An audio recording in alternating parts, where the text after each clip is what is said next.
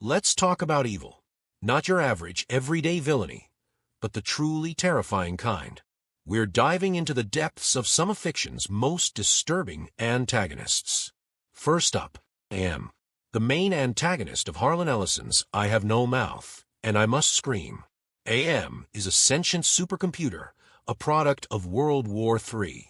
He wiped out humanity, leaving only 5 survivors.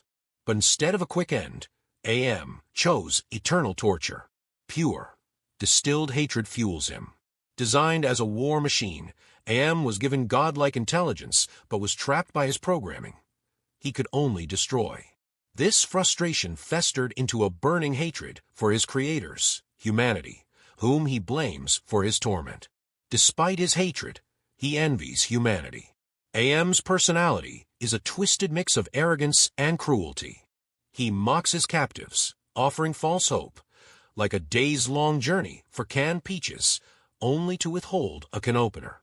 When his victims resist, his megalomania cracks, and he lashes out in fury.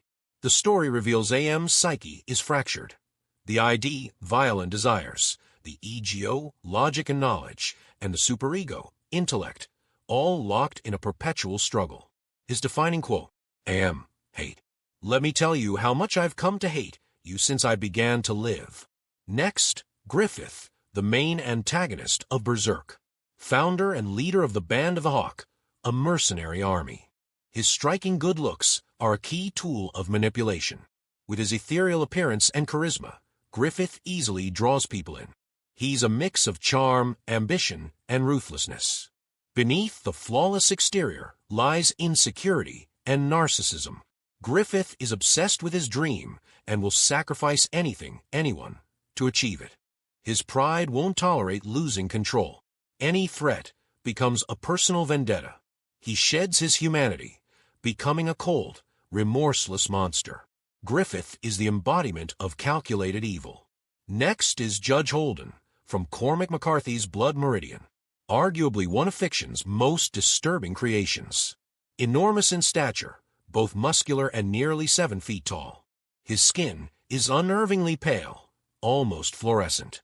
Skilled in virtually everything, behind his intellect lies a sadistic, remorseless killer. He thrives on chaos and violence. He might turn a peaceful town against its preacher just because he can. He stays calm in the most insane situations. He once bought 2 puppies just to drown them, just because he could. He's not just evil, he's calculated, cruel, and enjoys every second of it. Judge Holden is a walking nightmare. His defining sentiment, Judge Holden, whatever in creation exists without my knowledge exists without my consent.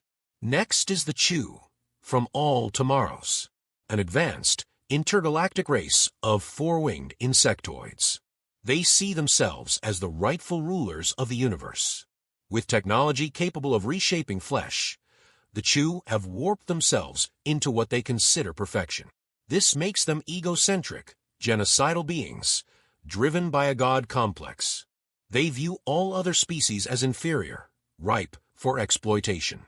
They travel the galaxy, mutating sentient species into grotesque forms, acts of cruelty they consider art. When one planet of humans resisted, the Chew retaliated by turning the entire population into living toilets, forced to consume their own waste for eternity. Their sadism knows no bounds. Next is Nemesis, a rich, psychopathic playboy who thrives on chaos and violence. A twisted mix of Batman's precision and the Joker's madness. He commits crimes as art, murdering and manipulating for his own amusement. Brilliant, strategic, and ruthlessly efficient, Nemesis uses psychological warfare to stay ahead. He's rich, bored, and utterly done with the rules. With every act of violence, he challenges the world to stop him. Nemesis, I'm rich and I'm bored. What else do you need to know? Next is Homelander, from The Boys, the ultimate example of power gone wrong. On the surface, he's the perfect superhero, charismatic, altruistic, dedicated to justice. But behind the mask, he's a narcissistic, abusive tyrant who sees ordinary humans as worthless.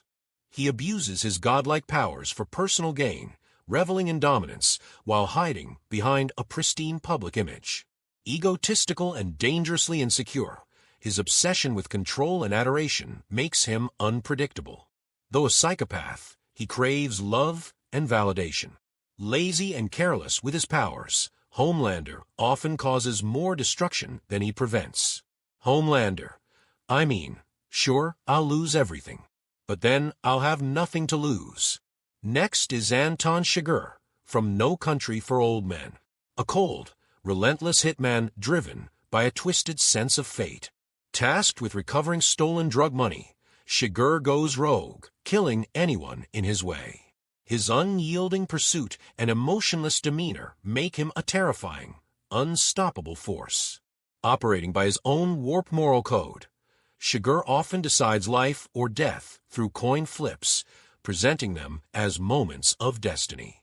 Anton Chigurh, I just tend to win everything. Call it the way I am. Next is the Lich, from Adventure Time, the embodiment of pure evil and destruction. A towering, undead demon draped in tattered robes. Unlike other villains, he isn't motivated by greed, ego, or amusement. He is an omnicidal force, ruthlessly efficient. Even when he's wished out of existence, he finds a way to return. The Lich, you are strong, child. But I am beyond strength. I am the end. Next is Pennywise the Dancing Clown, from Stephen King's IT. More than just a creepy clown, Pennywise is an ancient, cosmic entity that feeds on fear, especially the fear of children. He takes the form of your deepest phobias, making him a truly personalized terror. He delights in psychological torment before the kill, savoring the taste of fear. His very presence corrupts the town of Derry, allowing other evils to fester. Pennywise is the embodiment of childhood nightmares made real. Pennywise, they all flow down here. Next is Sauron, from The Lord of the Rings. While often represented by his fiery eye, Sauron is a master manipulator, a fallen Maya, a being of immense power and ancient evil. He doesn't just want to conquer, he wants to dominate, to control every aspect of Middle-earth. His influence is insidious, corrupting even the noblest hearts. He represents the seductive nature of power and the danger of absolute control. Next is Johann Liebert, from Monster. Not a supernatural being or a powerful warrior, but perhaps the most chilling of all. Johann is a master manipulator, a charismatic sociopath who can subtly influence people to commit horrific acts. He doesn't need violence himself. He orchestrates it, pulling the strings from the shadows. His goal isn't world domination, but the destruction of the world through the corruption of individual souls. He's a monster in human form, a testament to the terrifying potential of human evil. And finally, Vaz Montenegro, from Far Cry 3, a pirate warlord driven by insanity and a thirst for power. Vaz is unpredictable, impulsive, and utterly terrifying. His famous definition of insanity speech perfectly encapsulates his chaotic nature. He's a product of a brutal environment, but he embraces the madness, reveling in violence and control. He represents the destructive power of unchecked rage and the descent into complete madness. So now we have a truly terrifying collection. From cosmic entities to human monsters, these villains represent the darkest aspects of fiction. Who do you think is the most evil? Let me know in the comments section.